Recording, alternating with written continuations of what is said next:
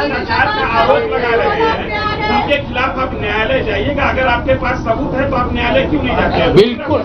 बिल्कुल जो बात हम लोगों ने पहले कही है, जिन नेताओं के बारे में कही है, उसमें कहीं पीछे हटने का सवाल नहीं है। मैंने आपको कहा था कि प्रेस के जरिए उसको बताया गया, ये अपेक्षा की गई कि सरकार के जो मुखिया हैं उस पर एक्शन लेंगे, उन्होंने एक्शन नहीं लिया। दूसरा, जनता की अदालत में गए, जनता ने भी उन्हीं नेताओं को फिर से जिताकर भेज दिया। कई लोग जिन पर इसी जगह पर मैंने आरोप लगाया है, जिनके आरोपों की बात कही गई है, उनको जनता ने भारी मत से जिताकर भेजा है। तो भाई अब जिम्मेवारी है सरकार के मुखिया के तौर पर नीतीश कुमार जी ये तय करें कि वो लोग सरकार के हिस्सा होंगे कि नहीं होंगे। अगर होते हैं तो निश्चित तौर पर जनता के बीच में भी उनके खिलाफ जाएंगे और जहां जरूरत पड़ेगी कोर्ट में भी जाएंगे। 70,000 के सीएजी के मामले में जो सीएजी ने 70,000 रुपए के अनअकाउंटेड मनी की बात कही है, उस पर ऑलरेडी जन सुराज हाईकोर्ट में रीट हम लोगों ने फाइल किया हुआ है। जहां तक व्यक्तिगत मामले हैं, जिन 4 नेताओं के बारे में बात की गई है, जैसे ही मंत्रिमंडल बनता है और अगर वो लोग फिर से सरकार में शामिल होते हैं, सरकार के हिस्सा बनते हैं, तो हम लोग निश्चित तौर पर न्यायालय का दरवाजा खटखटाएंगे। कहा कि 10,000 रुपए की बात आपने कही, 10,000 रुपए चुनाव से पहले देने लगे थे लोग। आपने कहा कि 25 से ज्यादा सीटें आएंगी तो चुनाव से पहले ही आपने कहा था कि आप इस्तीफा दे देंगे जी। तो कंडीशन अप्लाई उस समय क्यों नहीं कर दिया? बिल्कुल ठीक बात है कि आपने कहा, हम पहली बात तो आप लोग कह रहे राजनीति से हम किस पद पे है कि इस्तीफा दे दें? हाँ ना, सुन रहे हैं, आ रहे हैं, किस पद पर है कि इस्तीफा दे दें? आप एक मिनट, आपने सवाल, एक मिनट रुकिए, आपने सवाल किया है, जायज बात है। आपने कहा था कि 25 से ज्यादा आएगा तो आप संन्यास ले लेंगे। तो भैया किस पद पर हैं जिससे मैं इस्तीफा दे दूं? अगर किसी पद पर हैं, ये तो नहीं कहा था कि बिहार छोड़कर चले जाएंगे, बिहार में रहेंगे और राजनीति नहीं। बिल्कुल बिल्कुल, अरे भाई बिल्कुल, एक मिनट, बिल्कुल राजनीति छोड़ देंगे, राजनीति छोड़े हुए हैं, हम तो राजनीति करते ही नहीं हैं। लेकिन ये नहीं कहा है ना कि बिहार के लोगों की बात कहना छोड़ देंगे, ये तो नहीं कहा है, हाँ नहीं, आपने ऐसा है, हमने कहा कि अगर 25 से ज्यादा सीट आएगा तो राजनीति छोड़ देंगे, बिल्कुल बात पर कायम है। लेकिन ये तो नहीं कहा कि ये 30,000 करोड़ रुपया में वोट खरीदेंगे। अब आप कह रहे नहीं, वोट उन्होंने नहीं खरीदा है, तो हमने कहा अगर नहीं खरीदा है तो 2 लाख रुपया दे दीजिए, हम बिल्कुल छोड़ देंगे। एक मिनट रुकिए, अरे सुन तो लो, सरकार क्या विज्ञप्ति पढ़ लो जिस पर सरकार ने, हाँ बिल्कुल, आपने कहा नहीं, ऐसा है कि बिल्कुल हम भी सभी की बात नहीं कर रहे हैं। सरकार ने 1.5 करोड़ लोगों को 10-10 हजार रुपया दिया है और पूरे देश में इस बात पर बहस छिड़ी हुई है कि क्या ये 10,000 रुपया वन टाइम देकर वोट खरीदा गया है कि किसी सरकारी योजना के तहत इस पैसा को दिया गया है। मैं ये कह रहा हूं कि मैं बिल्कुल ये मानने को तैयार हूं कि सरकार का ये एकाधिकार है, वो चाहे योजना शुरू कर सकती है। अंतिम महीने में ही किया, उसमें कोई दिक्कत नहीं है, हम उस बात में नहीं पढ़ रहे। इलेक्शन कमीशन ने चुनाव के दौरान ये पैसा बांटने दिया, ये उनकी गलती है, उस पर भी हम टीका टिप्पणी नहीं कर रहे हैं। हम तो ये कह रहे हैं कि जिस योजना के तहत आप जीत कर आए हैं उस योजना को लागू कर दीजिए। हम लोग को बिहार में रहने की भी जरूरत नहीं है, बिहार ही छोड़ देंगे, राजनीति की क्या बात कर रहे हैं? आप कह रहे हैं 10,000 रुपए, 40,000 करोड़ रुपए, आप कह रहे हैं कि वोट खरीद लिया गया, इस वजह से वो जीत गए, आप हार गए। ना, हम नहीं हारे, हम हार नहीं, हम तो रेस में ही नहीं है, हम तो रेस में ही नहीं है। हम आपको ये बता रहे हैं कि जो बात नीतीश कुमार के जीतने की है, जीत और हार के बीच में एक ही बात है कि क्या नीतीश कुमार जी ने, उनकी सरकार ने ये हर विधानसभा में 60,000 वोट 10,000 रुपया देकर खरीदा है कि नहीं खरीदा है, इस पर बात है। और मैं ये एक मिनट रुकिए, चुनाव से पहले ही कहा है और चुनाव के पहले ही की बात हो रही है। और अरे आप क्या चाहते हैं? हम कह दें कि हम राजनीति से संन्यास ले रहे हैं इसलिए आप आए हैं? मेरे भाई, अगर ऐसा है हमने हमने हमने आपको आप भाई आप लोग जितने लोग आए हैं, हमने बिल्कुल स्पष्ट आपको कहा कि नीतीश कुमार ने प्राइमा फेसी जो दिख रहा है कि सरकार ने 10,000 रुपया देकर वोट खरीदा है, लेकिन मेरे पास उसका कोई प्रमाण तो है नहीं। सरकार का ये नहीं है तो सरकारी योजना के तहत दिए हैं।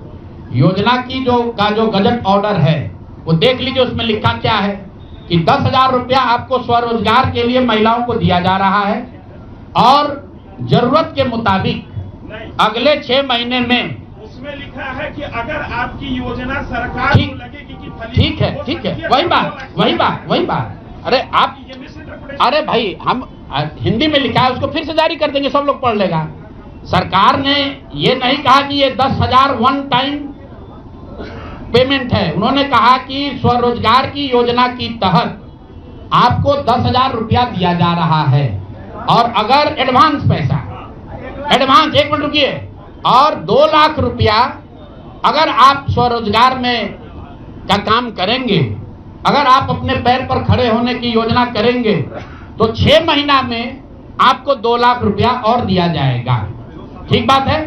तो अगर 1.5 करोड़ महिलाओं में 5 लाख 10 लाख महिलाओं को भी ये 2 लाख रुपए दे दे तो बिल्कुल इस बात पर हम कायम हैं कि हमको राजनीति नहीं, बिहार छोड़कर बाहर चले जाना चाहिए। बिल्कुल। अब 5 लाख 10 लाख की बात नहीं है भाई। एक मिनट रुकिए। आप लोग इतना वरिष्ठ पत्रकार हैं, इतना बात को पकड़े हुए हैं, और हम लोग बात से हटने वाले लोग नहीं हैं। हम नीतीश कुमार नहीं हैं जो सदन में खड़ा होकर कहेगा कि मिट्टी में मिल जाएंगे, भाजपा में नहीं जाएंगे, और उसी भाजपा के साथ बैठ के उनको महान पुरुष आप बता रहे हैं। सुनिए, हम अपनी बात पर कायम हैं। हम कोई क्लॉज नहीं लगाएंगे। सुनिए, ऐसा है। अरे बिल्कुल कॉन्फिडेंस नहीं लिख के दिया है कि अगर आप लेकिन उसमें ये नहीं कहा था कि 10,000 रुपया में आप वोट खरीदिएगा।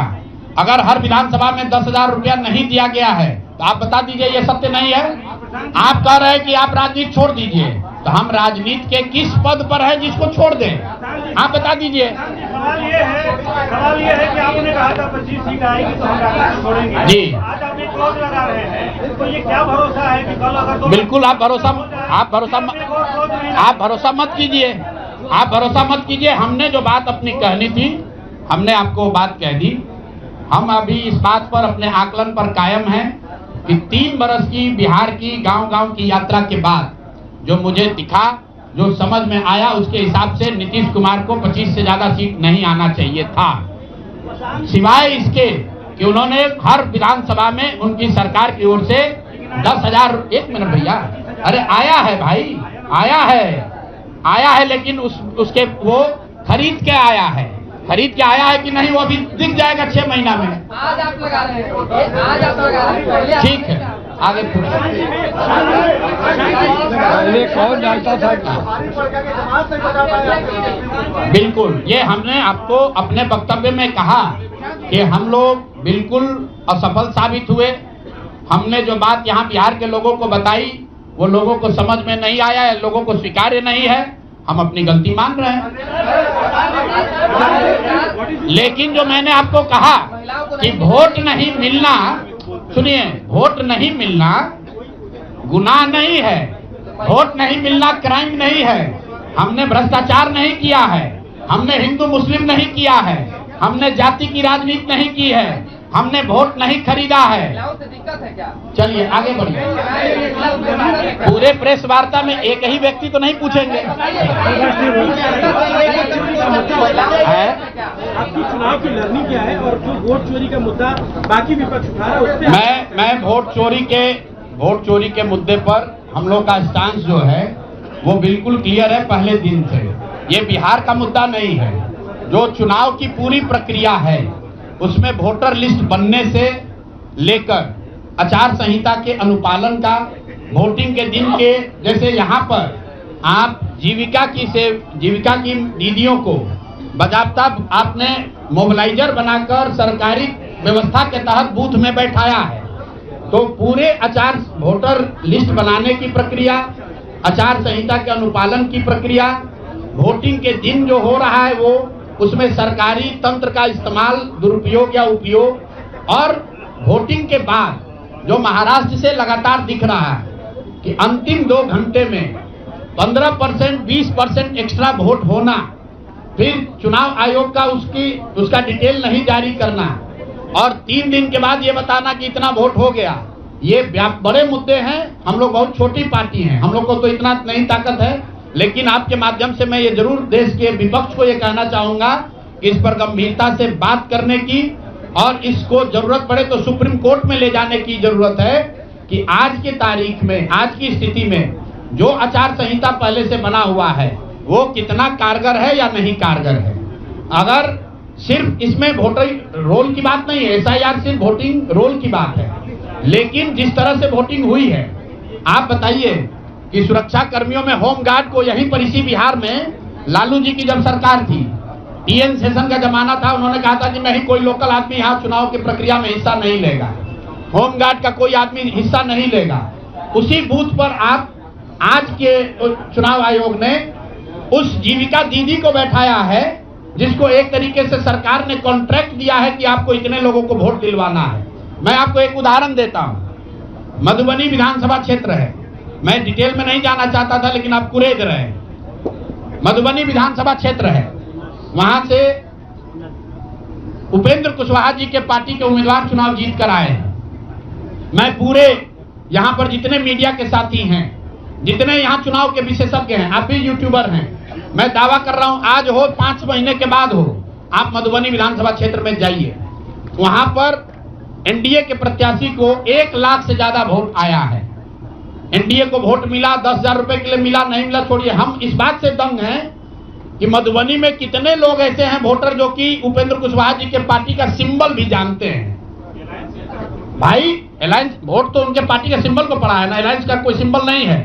तो आखिर रातों रात पूरे मधुबनी क्षेत्र में, और क्या हुआ मैं नहीं कह रहा हूं, मैं आपको और आपके जरिए पूरे देश के लोगों को यह बताना चाहता हूं कि जो भी लोग सर्वे, सेफोलॉजी, पत्रकारिता, राजनीति में इंटरेस्ट रखते हैं, आप सैंपल के तौर पर कोई 5 कंस्टिट्यूएंसी उठा लीजिए, और जहां पर भाजपा और जदयू के उम्मीदवार नहीं लड़ रहे थे, वो दल लड़ रहे थे जिनका कोई सिंबल भी नहीं जानता है, नाम भी नहीं जानता है, उसको 1 लाख, 1.25 लाख वोट कैसे आया है?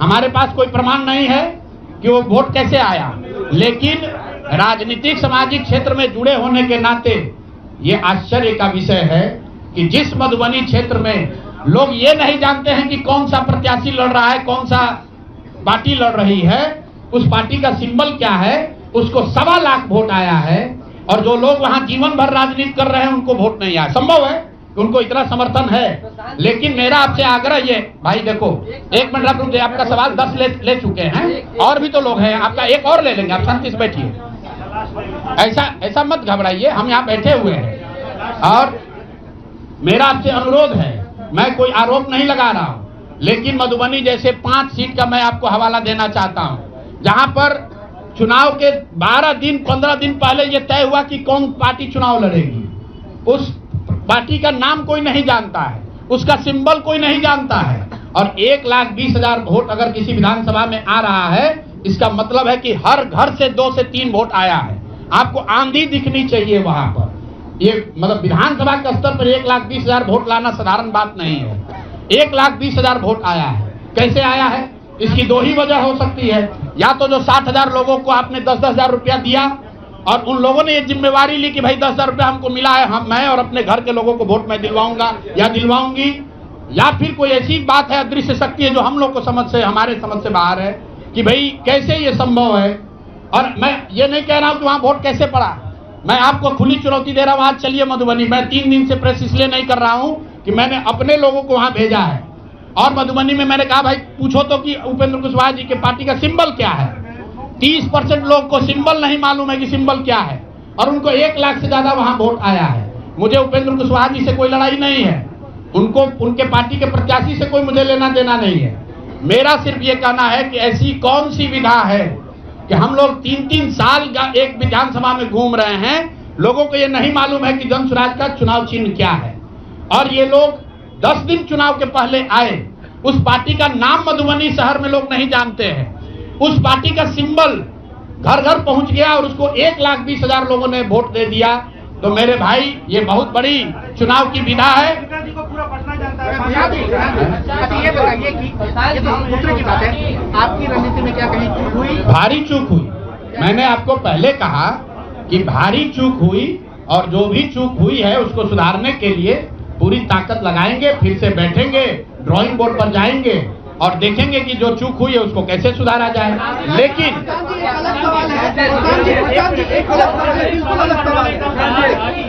सवाल ये है 40,000 करोड़ रुपया दिया गया है, तो क्या नहीं, जो टोटल पैसा सरकार ने अनाउंस किया है सितंबर अक्टूबर में, अगस्त और सितंबर को अगर आप जोड़ लेंगे तो कुल 18 योजनाओं की सरकार ने घोषणा की है। उसमें कोई गलती नहीं है। चुनाव के समय जो सत्तारूढ़ पार्टी होती है वो नए योजनाओं की घोषणा वो करते ही हैं। कुल जो सरकार ने घोषणा की, यहाँ फ्री इलेक्ट्रिसिटी से लेके युवाओं को बेरोजगारी भत्ता, 10,000 रोजगार के लिए, सारी बातें ठीक है। इसका टोटल बजट हुआ 40,000 करोड़। 40,000 करोड़ में से 29,000 करोड़ रुपए की योजना सरकार ने रोल आउट की। 11,000 करोड़ को तो शुरू ही नहीं किया। और इस 29,000 करोड़ में से जो सबसे बड़ी योजना है वो है स्वरोजगार की योजना, जिसमें हर विधानसभा क्षेत्र में 60 से 62,000 परिवारों में एक महिला को 10,000 रुपया दिया गया। और ये कहा गया, सिर्फ 10,000 रुपये पर लोगों ने वोट नहीं दिया गया, लोगों को ये कहा गया कि अगर आप वोट देते हैं तो आपको आने वाले समय में 2 लाख रुपए तक की राशि स्वरोजगार के लिए मिलेगी। और इसको करने के लिए इसको करने के लिए सरकार ने जीविका दीदी का पूरा जो नेटवर्क है, 1 लाख से ज्यादा जीविका की दीदियों को और आंगनवाड़ी सेविकाओं को, आशा वर्कर को और जो टोला सेवक है, विकास मित्र है, उनको लैपटॉप खरीदने के लिए 25,000 रुपया दिया गया वन टाइम। अब आप बताइए कि जो टोला सेवक है, जो विकास मित्र है, जिसको आपने 25,000 रुपया दिया है, वो जो लैपटॉप या आईपैड खरीदेगा, उससे बिहार सरकार की योजना का, दलितों का क्या सुधार होगा वो सरकार को बताना चाहिए।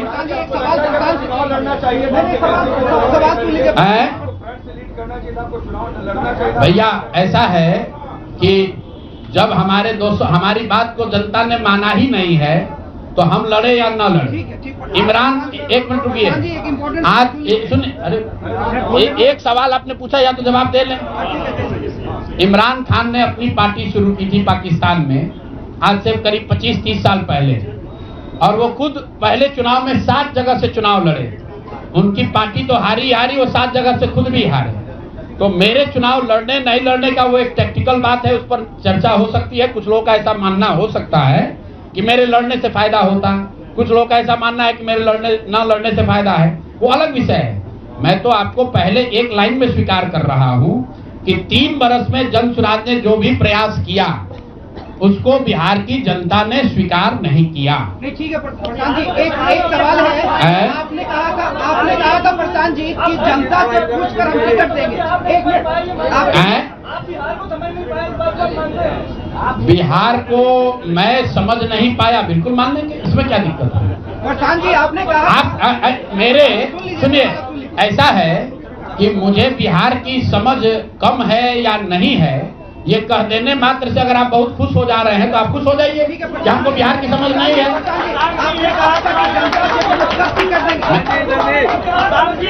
मेरे भाई ऐसा है, अगर हमने हमारे आप बिल्कुल ठीक बात है, नहीं समझे तो 3 बरस अगर पैदल चल रहे थे तो बिहार को समझने के लिए ही चल रहे थे, अब फिर और चलेंगे, फिर जाएंगे। जनता से पूछा था क्या टिकट बंटवारे से पहली बात। दूसरी बात भी कई प्रत्याशियों ने आरोप लगाए, टिकट वितरण पे सवाल खड़े किए थे। क्या लगता है जनता उससे भी डाइवर्ट हुई कि प्रशांत किशोर कहाँ अलग? अच्छा ऐसा है, ठीक है, बस सुन लीजिए, ऐसा है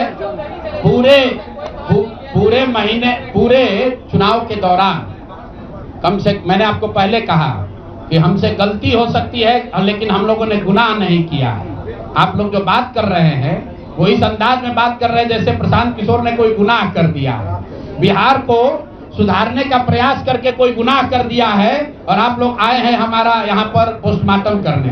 तो आप लोगों का स्वागत है।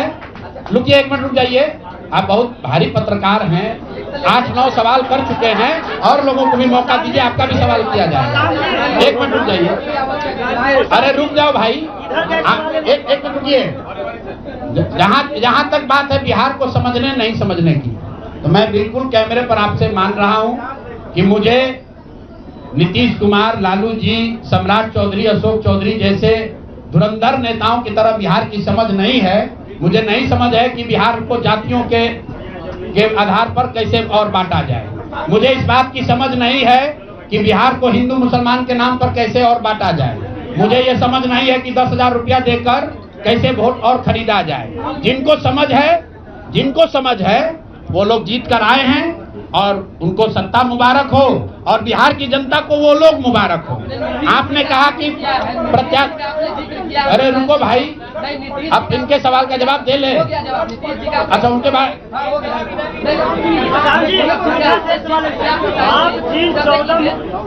आप जिन 14 मुख्यमंत्री को बनाने की बात कर रहे थे, क्या आपको लगता है कि आपका उनमें अहम योगदान रहा है? कभी खास करके बिहार के कोई योगदान नहीं है। आप लोग जो हम लोग बोलते रहे हैं उसको जाकर देख लीजिए। आपने कहा कि उम्मीदवार गलत चुने हैं। यहाँ जितने लोग बैठे हुए हैं, हमारे बगल में केसी सिन्हा जी चुनाव लड़े हैं कुम्हरार से। ये तो हमको पैसा देकर टिकट नहीं खरीदे होंगे, और कुम्हरार की जनता ने केसी सिन्हा को हराकर किसी दूसरे को जिताया है। हमारे बगल में वाईबी गिरी जी बैठे हैं, मांझी से इनको हराकर जनता ने किसी दूसरे को जिताया है। तो मेरे भाई, मैं समझता हूं कि अगर केसी सिन्हा नहीं जीते तो उससे केसी सिन्हा के जीवन पर कोई फर्क नहीं पड़ेगा मेरे भाई, कुम्हरार की जनता के जीवन पर फर्क पड़ेगा। अगर आपने मांझी से वाईबी गिरी को हरा दिया तो वाईबी गिरी का कोर्ट का प्रैक्टिस नहीं बंद हो जाएगा, मांझी के लोगों की दिक्कत जो है वो बढ़ेगी। लेकिन फिर वही बात है, जनता मालिक है, वो वही चाहते हैं। अगर आप खिचड़ी खाना चाहते हैं तो आपको कोई पुलाव कैसे खिला देगा? आप खिचड़ी खाइए और आनंद लीजिए। जनता ने आपको वोट नहीं दिया, जनता का दोष है। लोगों ने आपको वोट नहीं दिया, लोगों का दोष है।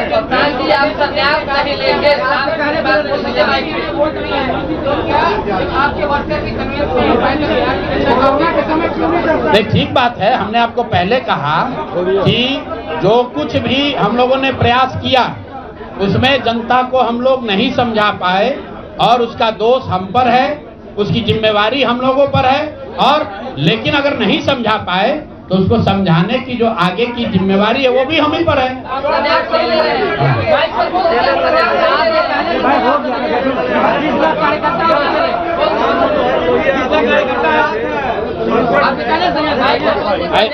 ऐसा है, आप भी बिहार के ही हैं, और इतना भी नहीं उद्वेलित होइए, इतना भी मत उछलने लगिए कि जैसे हम लोग सब एकदम खत्म है। आपकी बात को सुन लिया गया, आपको अलग से साक्षात्कार चाहिए।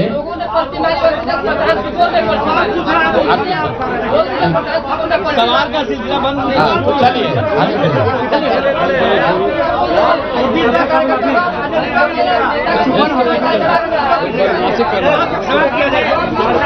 उन्होंने कुछ दलों को मिलाया और अभी तो हम लोग वापस जाकर अपने उस प्रारूप को फिर से देखेंगे जो हम लोग लेकर जनता के बीच गए थे। जो सोच, जो विचार, जो प्रयास लेकर जनता के बीच गए थे, वो देखेंगे कि भाई जनता को ये चाहिए भी कि नहीं चाहिए। अगर जनता को पढ़ा लिखा आदमी नहीं चाहिए, अगर जनता को स्वच्छ लोग नहीं चाहिए, तो हम लोग तय करेंगे क्या करना है।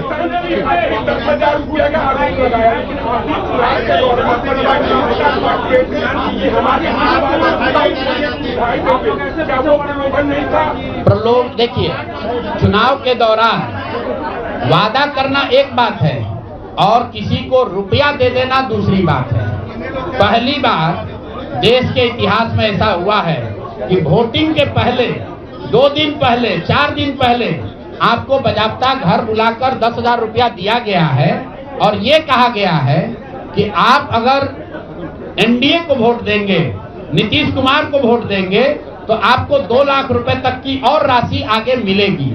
ऐसा इस देश के राजनीतिक इतिहास में पहले कभी नहीं हुआ है। ऐसा कभी नहीं हुआ है कि आचार संहिता के बाद, आचार संहिता लागू होने के बाद आप एक एक विधानसभा क्षेत्र में 60 से 62,000 महिलाओं को 10-10 हजार रुपया दे रहे हैं और आप राजनीतिक सूचिता की बात करते हैं। ये बात उचित नहीं है।